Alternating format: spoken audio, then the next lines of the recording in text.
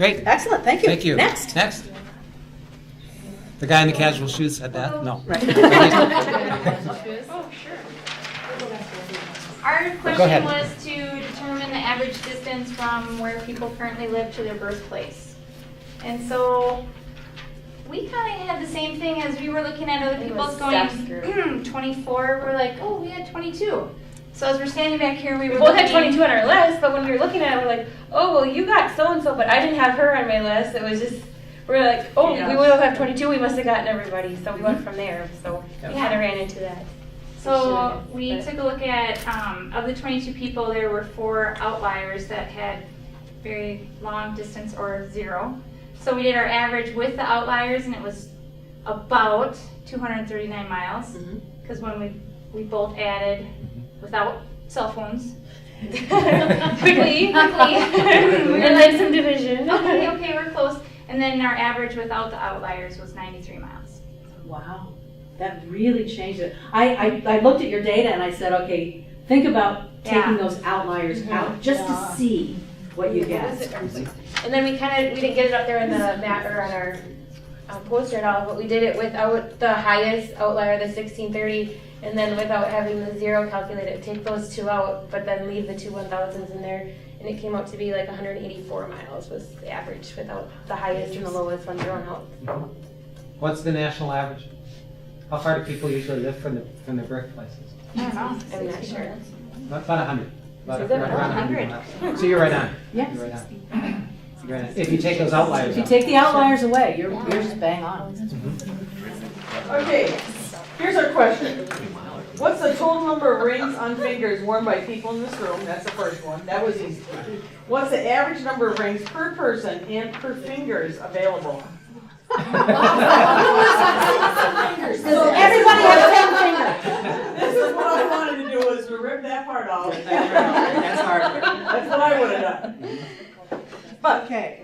so, we found out that most of the people in this room, oh, you know what, we had it right. Oh, we have screwed up our map, our graph 3 times, I think. Most people have 2 rings, and that's what this was. Yes, so take that. So that's right. Here, let's fix it. We gotta make it a little. No, it's fix okay. it. It's Here. all right, go ahead. We got all discovered that when you go too fast, you make errors. Whatever. Wow, who knew? A lot of errors. Anyways, most people in here have 2 rings. And then we went back and figured out which finger they put it on to try to answer that second question. And most of them wear it on as a wedding ring. And then the second highest was, well, no, there wasn't. These 2 rings, these 2 fingers. So, but most people wear 2 rings. And future questions? Oh, future questions. How often do you wear at least 1 ring? And we thought of another one comparing men and women. Oh, interesting. Who wears rings, more rings, men or women? Great, thank you. Did you count toe rings? No, we didn't, because we didn't see it. And it says on fingers, specifically on. Yes, It it does does. say Yes, it specifically on does. fingers. Very good. Very nice, all right. Our question was, what is the distribution of the different makes and models of cars owned by the people in this room? And we just did the main make of the cars instead of doing the models, because we figured most people, there were a couple that had the same model, but otherwise it was going to be pretty much all 1s or 2s. Okay. And from our graph, you can see that Chevy had, we had 6 people in here that had Chevys, and then 3 was the next highest, was Pontiac, Chrysler, and Ford. You might want to sell this data to Chevy. I think you would. I think you would. I'm just, yeah, Chevy, Pontiac, very interesting. And then Chrysler, Ford, tied. So we buy American. Where's Volkswagen? Yeah, where's Volkswagen? Toyota's just 1? There was some info that we're not sure either the make or, and we, again, like some of the other groups had some difficulties getting some of their data.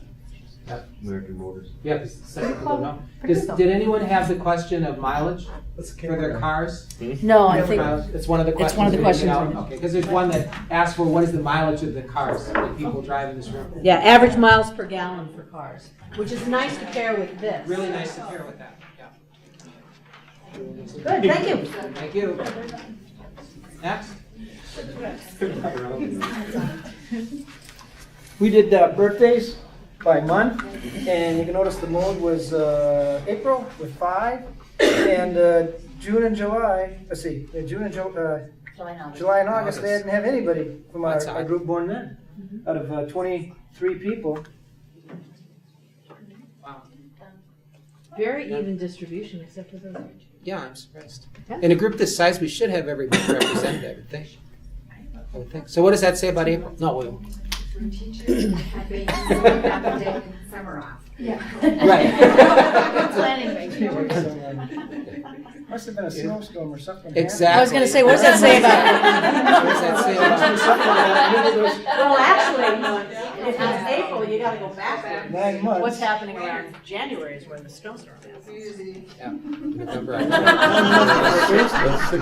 9 months. There are all kinds of inferences you can make about data. Who's next?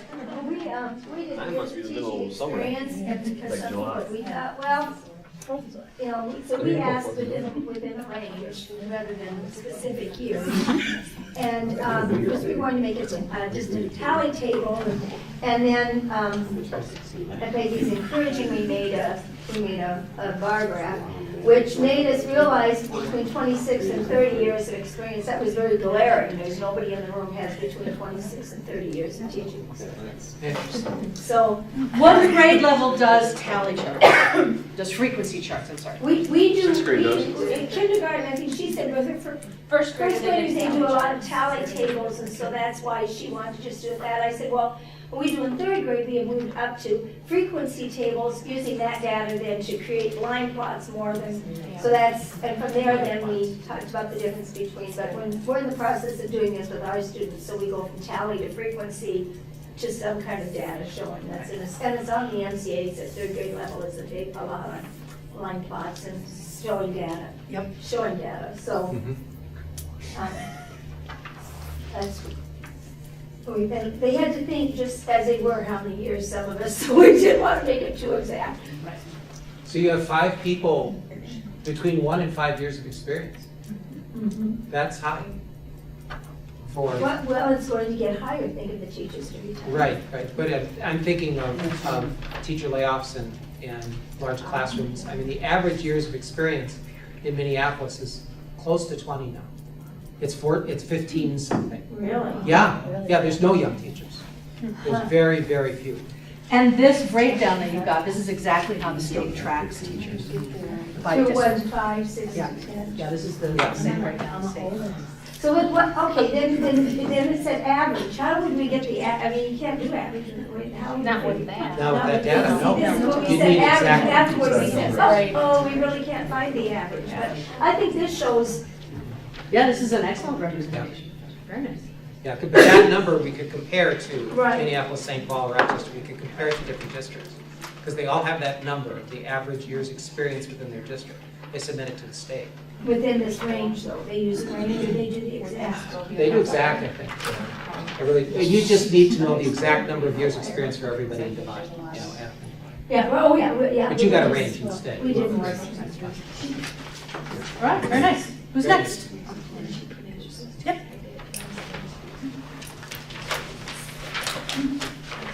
Okay, our question was, what kinds and numbers of pets did people in this room own? We also had some issues when we were collecting data. We kind of spread out and then we're trying to figure out, we counted 22 people. So dog was the most common, which kind of expected. This isn't 17 people in the room. There are 17 dogs in our homes, okay? So some people might own multiple dogs. Yes, a couple people had 2.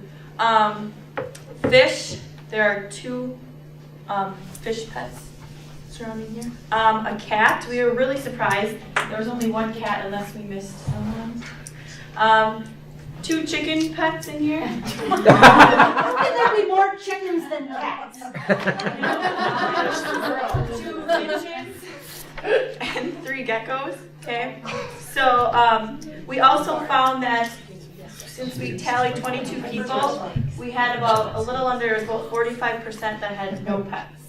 So we thought that was kind of interesting as well. So This is our total number of pets throughout the room. Dog's most popular, no surprise. Yes. Gecko is the cats. Yeah. How's that? Possums. I know. More geckos All right. than cats.